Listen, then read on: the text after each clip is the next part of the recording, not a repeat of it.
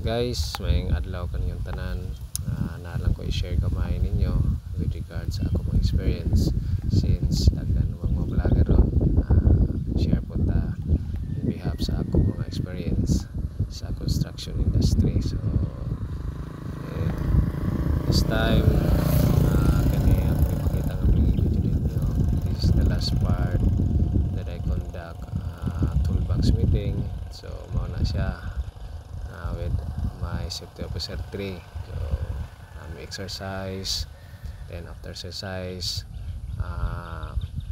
mag open forum mag-discuss me sa activities kada adlaw. So na ako diha everyday tanan scope of works akong discuss ikan sa structural, architectural, land development, and sa MEPS. So sa wala ko sa MEPS pili nga na ikan sa mechanical, electrical, plumbing, and sanitary. So including fire protection. So sa mauna ako sa pinagalisod sa part kami nga mga nagdala og project natanan laban na mo sa ulo kay line of scope of work. So kani nga part kung iba-ibahin sila sa ilang activities ay aron na joy accomplishment kada adlaw. So sa tanan nga mga engineers diya, managers, salud ko sa tanan nga mga nagdala og mga project labi na sa vertical kay usa sa pinakalabad yun sa ulo vertical na project kay nadiha tanan lain-lain nga klase sa materials.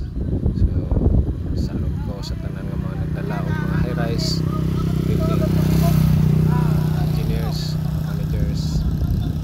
This is the biggest experience natong tanan nga kini daghan tag makatunan. So kana nga time last na namo sa among safety officer kay ipalin nami sa line project then pulihan nami. So naghinaot ko sa nabilin nga mga workers nga padayon aron mahuman kanang project as well as ang ipulin ako sa mga untaan tanan mga workers no follow niya aron dakog impact sa kahumanan sa project. So guys, tanan mo engineer workers diya, please share and follow lang ani nga video para aware nga ang trabaho nato sa construction dili na lim kay kapoy na stress then tanan mo mga problema ato atubangan